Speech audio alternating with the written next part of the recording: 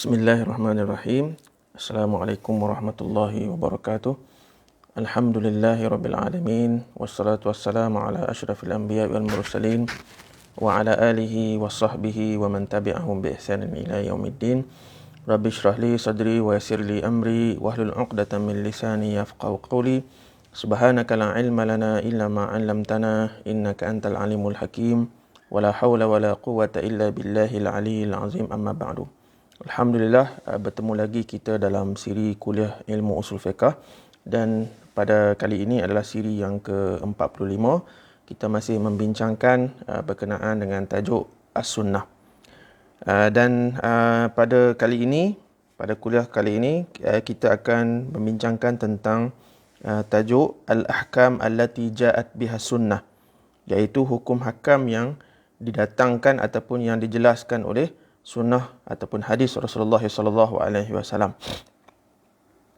Ada empat yang digariskan ataupun yang disebut dalam kitab Al-Wajiz fi Usulul Fiqh karangan Dr. Abdul Karim Zaidan ini, iaitu al-ahkamul lati ja'at biha sunnah, hukum hakam yang dijelaskan oleh sunnah Rasulullah sallallahu alaihi wasallam. Ada empat. Yang pertama, sunnah yang sama dengan hukum hakam Al-Quran dan mentakkidkan dan menguatkan lagi apa yang Al-Quranul Karim sebut. Maksudnya, ayat Quran ada menyentuh berkenaan dengan sesuatu perbuatan, dan ada juga dalil daripada hadis Rasulullah sallallahu alaihi wasallam yang menyebut perkara yang sama. Itu yang dimaksudkan ahkam muwafiqah li ahkamil Quran, iaitu hukum yang dijelaskan oleh sunnah sama dengan hukum yang dijelaskan oleh Al-Quranul Karim. Contohnya berkenaan dengan larangan menderhaka kepada ibu bapa. Dalil dalam Quran pun ada, dalil dalam hadis pun ada. Nanti kita sebut. Tentang penyaksian palsu, tentang membunuh diri, kita kata sama ada membunuh nyawa itu membunuh diri sendiri ataupun membunuh orang lain. Disebut dalam Quran dan juga disebut dalam hadis Rasulullah sallallahu alaihi wasallam. Okey, sebagai contoh, dalam Al-Quran menyentuh berkenaan dengan tentang larangan membunuh anak akibat kepapaan ataupun kemiskinan. Contoh dalam firman Allah Subhanahu wa taala surah Al-Isra ayat 31. Allah berfirman, "Wala taqtulu auladakum khasyata imlaq, nahnu narzuquhum wa iyyakum, inna qatlahum kana khita'an kabira." Yang bermaksud, janganlah kamu membunuh anak-anak kamu kerana takutkan kefakiran ataupun kemiskinan. Kamilah, kata Allah, yang memberi rezeki kepada mereka dan kepada kamu. Sesungguhnya perbuatan membunuh itu adalah satu kesalahan yang besar. Okey, ini ayat ataupun dalil daripada Al-Quran. Ada tak hadis Rasulullah sallallahu alaihi wasallam yang menyentuh berkenaan dengan larangan membunuh anak? Ada, iaitu hadis yang diriwayatkan oleh Abu Idris Al-Khawlani yang mendengar Ubadah bin As-Samit berkata, "Bay'atu Rasulullah sallallahu alaihi wasallam fi rahtin, faqala ubayyi'ukum ala alla tusyriku billahi syai'an wa la tasriqu wa la taznu wa la taqtulu auladakum." Maksudnya, aku telah berbai'ah dengan Rasulullah sallallahu alaihi wasallam dalam satu kumpulan. Baginda bersabda, "Aku bai'ahkan kamu supaya tidak mensyirikkan Allah dengan sesuatu pun. Jangan kamu mencuri, jangan kamu berzina, dan jangan kamu membunuh anak-anak kamu." Hadis riwayat Ahmad. Okey, jadi makna kata kategori pertama hukum yang dijelaskan oleh sunnah Rasulullah sallallahu alaihi wasallam ini dalam Quran pun ada, dalam hadis pun ada. Yang kedua, sunnah yang menjelaskan kandungan ayat Al-Quran dan memperincikannya. Maksudnya, Al-Quran ada sebut tetapi secara prinsip umum sahaja. Datang sunnah menjelaskan dan mendetailkan serta memperincikan hukum hakam yang disebut dalam Al-Quranul Karim, dan ini juga agak banyak kategori ini. Contohnya tentang penjelasan tentang ibadat haji. Dalam Quran sebut wajib haji saja. Wajib pergi Mekah, Baitullah, Masjidil Haram untuk menunaikan haji. Nisab zakat, kemudian kadar zakat, kemudian contoh lain, setakat mana yang kena potong tangan. Dalam Quran kata, kalau kamu mencuri, lelaki perempuan, Jika sabit kesalahan, boleh dipotong tangan. Jadi kadar mana tangan tu? Kan? Adakah jari, kan? Ataupun setakat ini, ataupun pergelangan tangan dekat siku, ataupun dekat bahu. Ini semua tangan ni. Kan? Jadi kadar mana yang perlu dipotong tangan? Datanglah hadis Rasulullah SAW menjelaskan dan memperincikan kadar pemotongan tangan pencuri. Okey, sebagai contoh dalam ayat Al-Quran, Allah menyentuh berkenaan dengan kewajipan haji.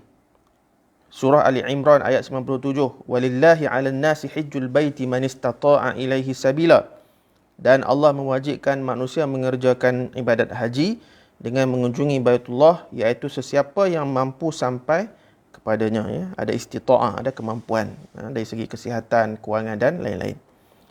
Jadi ayat ini menyentuh tentang wajibnya kita menunaikan haji.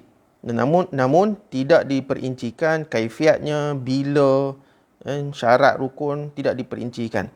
Jadi datanglah Rasulullah SAW dalam beberapa hadis baginda menjelaskan tentang perbuatan haji, ya. Antaranya banyak hadis, ya, yang menjelaskan tentang rukun, syarat dan sebagainya tu. Tapi salah satunya ialah hadis yang diriwayatkan oleh Abdul Rahman bin Ya'mar, Al-Hajju Arafah, faman adraka laylata Arafah qabla tulu'il fajri min laylati jam'in faqad tamma hajjuhu. Iaitu antara rukun haji adalah wukuf di Arafah.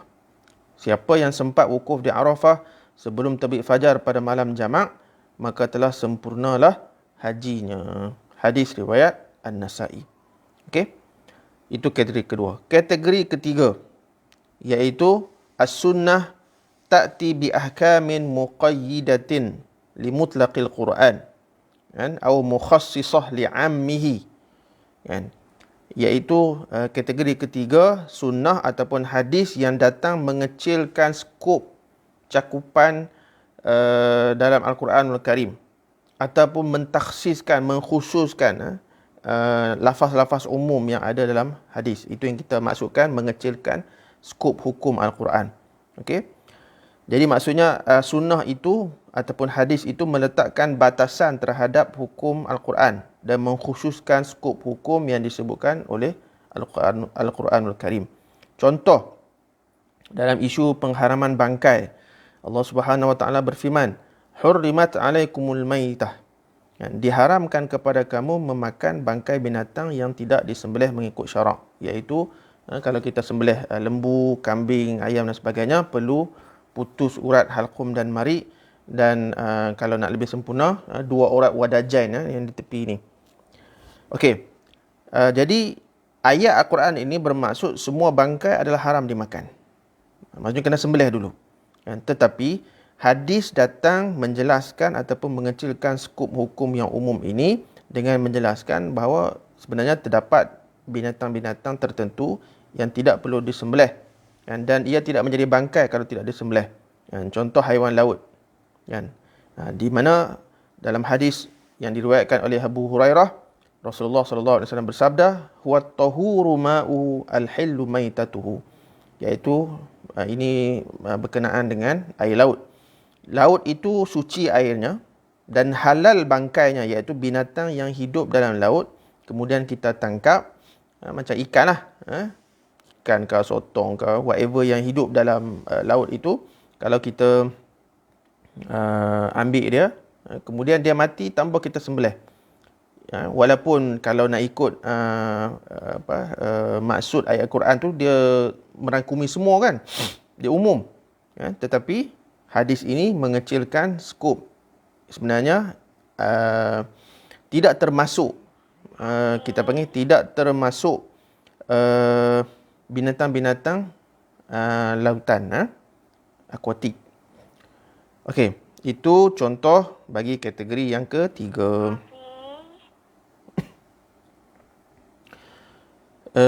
Untuk kategori keempat, datang hadis untuk menjelaskan hukum yang tidak disebut dalam Quran. Maksudnya kita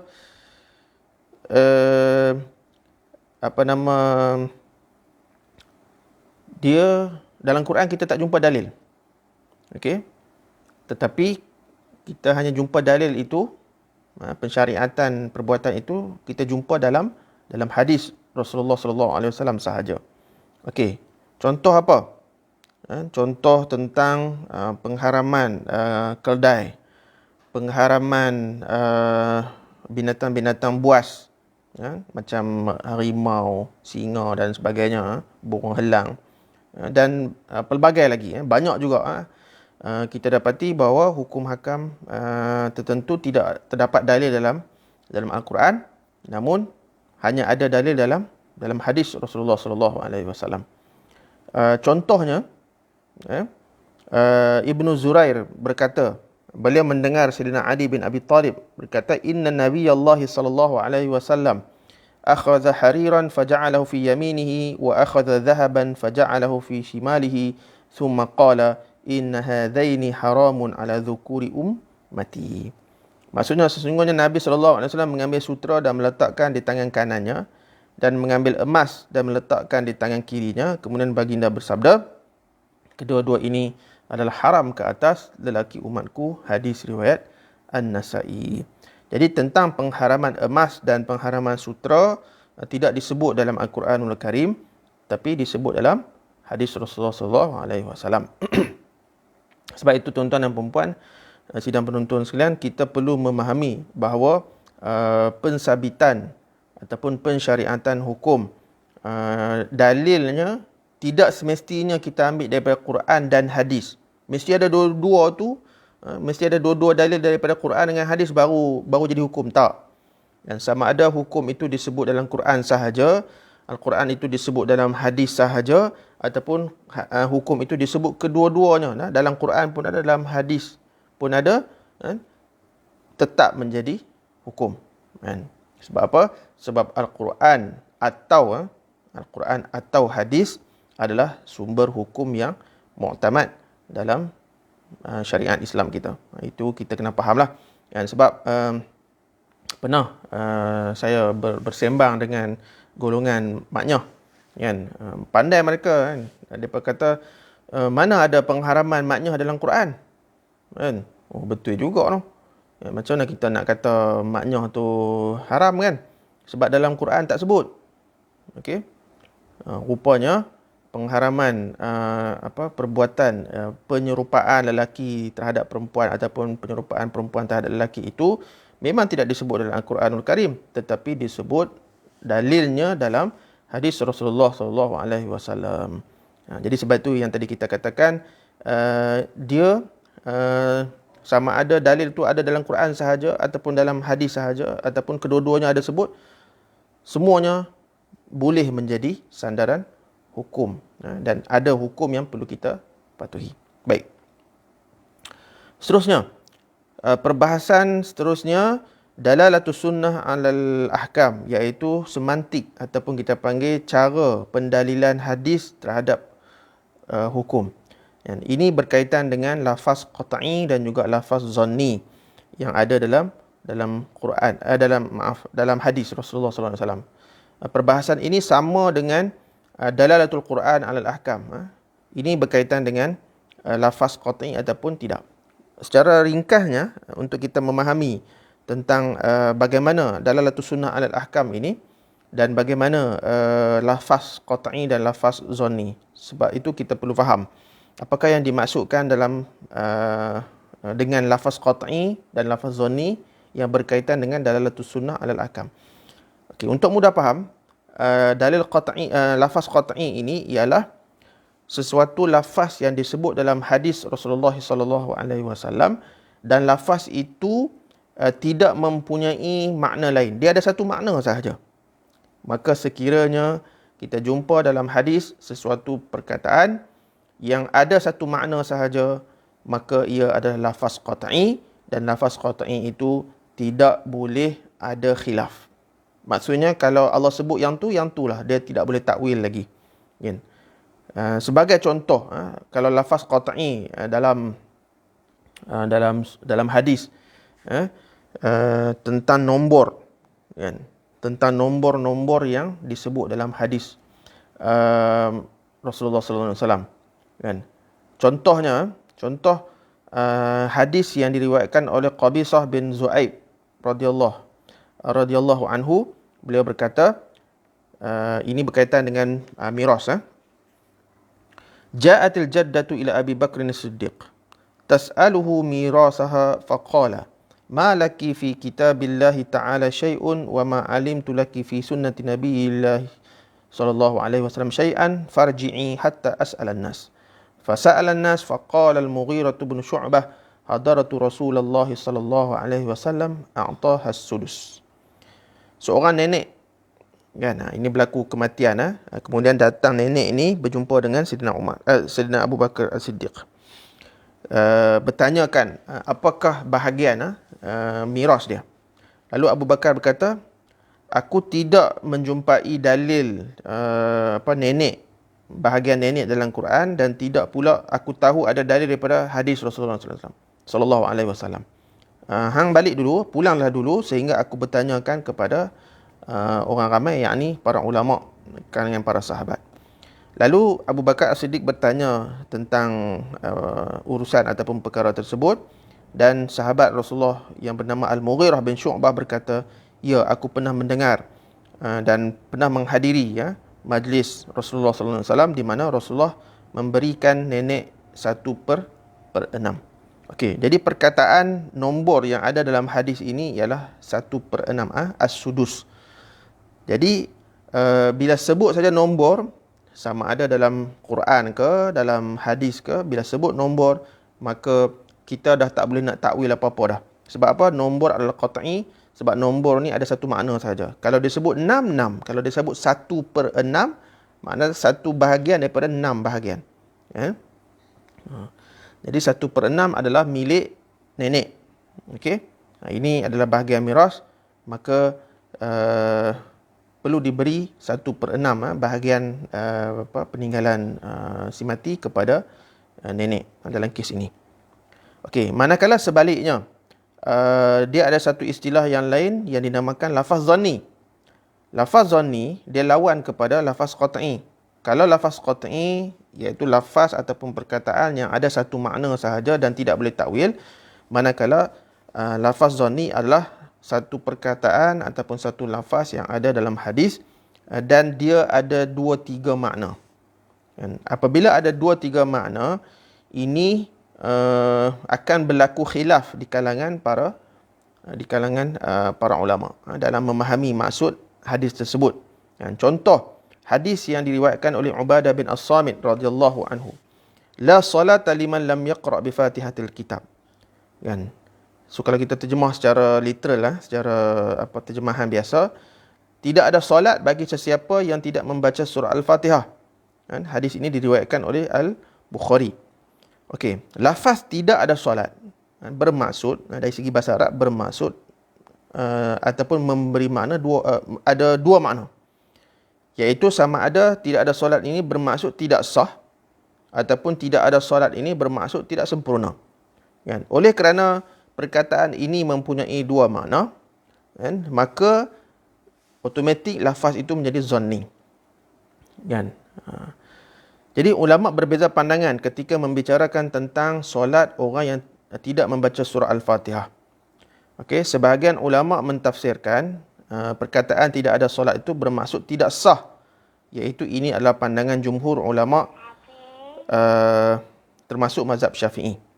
Manakala sebahagian ulama lagi menyatakan maksud tidak ada solat dalam hadis ini ialah tidak sempurna. Dia sah tapi tidak sempurna. Iaitu pandangan mazhab fuqaha, pandangan fuqaha mazhab Hanafi. Okey. Jadi ini khilaf di kalangan para ulama kita dalam membicarakan tentang maksud la salata liman lam yaqra bi Fatihatil Kitab.